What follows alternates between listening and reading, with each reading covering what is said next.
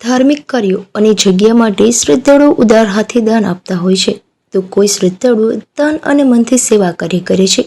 પોરબંદરમાં સેવાભાવી યુવાનોએ વાછરા દાદાના મંદિરના વિકાસ માટે જન્માષ્ટમીના તહેવારમાં ફરસાણ અને મીઠાઈનો સ્ટોલ શરૂ કર્યો છે. આ સ્ટોલમાંથી જે આવક થશે તે મંદિરના વિકાસ માટે ઉપયોગમાં લેવામાં આવશે. આ યુવાનો છેલ્લા 4 વર્ષથી જન્માષ્ટમીના તહેવારમાં મીઠાઈ અને ફરસાણનો સ્ટોલ કરે છે. જન્માષ્ટમીના તહેવારમાં ફરસાણ અને મીઠાઈની માંગ સૌથી વધારે જોવા મળે છે, ત્યારે પોરબંદરમાં મીઠાઈ અને ફરસાણના ઠેક ઠેકાણે સ્ટોલ જોવા મળી રહ્યા છે અને લોકો તેમની ખરીદી કરી રહ્યા છે. સ્ટોલ ધારકો વેપારના ઉદ્દેશથી મીઠાઈ અને ફરસાણનું વહેંચાણ કરે છે, પરંતુ પોરબંદરના બોખીરા વિસ્તારમાં વચરાજ મિત્ર મંડળના યુવાનો મંદિરના લાભાર્થે મીઠાઈ અને ફરસાણનો સ્ટોલ શરૂ કર્યો છે. બોખીરા વિસ્તારમાં આવેલું પૌરાણિક વાછરા દાદાના મંદિર આ વિસ્તારના લોકો માટે આસ્થાના પ્રતીક સમાન છે. આ મંદિરના વિકાસ માટે ધાર્મિક કાર્ય માટે શ્રદ્ધાળુઓ યથાશક્તિ દાન આપે છે, પરંતુ મંદિરના વિકાસ માટે વચરાજ મિત્ર મંડળ પણ મદદરૂપ બને છે. છેલ્લા 4 વર્ષથી જન્માષ્ટમીના તહેવારમાં ફરસાણ અને મીઠાઈના સ્ટોલ કરવામાં આવે છે. તેમાંથી જે નફો થાય તે તમામ મંદિરના લાભાર્થે અર્પણ કરવામાં આવે છે. હાલ જન્માષ્ટમીના તહેવારને લઈ ફરસાણ અને મીઠાઈનો સ્ટોલ શરૂ કરી દેવામાં આવ્યો છે. આ સ્ટોલ અંગે સેવાભાવી શિક્ષક મનોરજભાઈ એવું જણાવ્યું હતું કે મંદિરના લાભાર્થે વચરાજ મિત્ર મંડળના 40 જેટલા યુવાનો સેવા કાર્યમાં જોડાયા છે.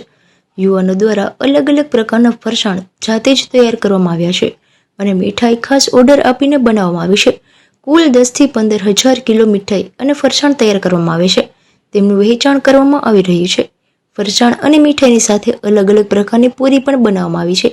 આ વેચાણ બાદ જે નફો થશે તે વાછરા દાદાના મંદિરના વિકાસ માટે અને ધાર્મિક કાર્યો પાછળ ખર્ચ કરવામાં આવશે. હાલ વચરાજ મિત્ર મંડળના યુવાનો દિવસ રાત ફરસાણ અને મીઠાઈના સ્ટોલ માટે કામ કરે છે. આ યુવાનો મહેનતથી દર વર્ષે રૂપિયા 3 થી 4 લાખનો નફો થાય છે અને તે મંદિરને અર્પણ કરવામાં આવે છે. મારું નામ મનોજભાઈ મોઢવાડિયા છે.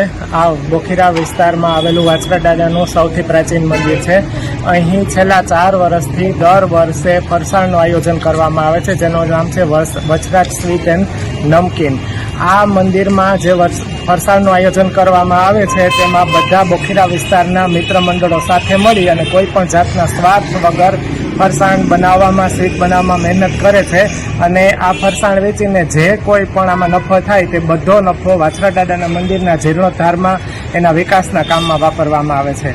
આની ખાસ વાત એ છે આ ફરસાણની કે બધું મિષ્ટાન, બધું ફરસાણ એકદમ ચોખ્ખાઈથી, એકદમ વ્યવસ્થિત રીતે બનાવવામાં આવે છે. કોઈ પણ વ્યક્તિને ઈચ્છા થાય તો જાતે આવીને જોઈ શકે છે. છેલ્લા 8 દિવસથી કોઈ પણ જાતના ભેદભાવ વગર આખા બોખીરા વિસ્તારનું મિત્ર મંડળ છે એ કામે લાગેલું છે અને એકદમ ખૂબ જ સરસ રીતના મહેનતથી કોઈ પણ જાતના સ્વાર્થ વગર અહીં કામ કરે છે.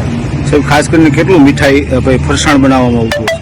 લગભગ ઓછામાં ઓછું મારા અંદાજ પ્રમાણે 10 થી 15,000 કિલો છે એ ફરસાણ અને મીઠાઈનું વેચાણ કરવામાં આવે છે.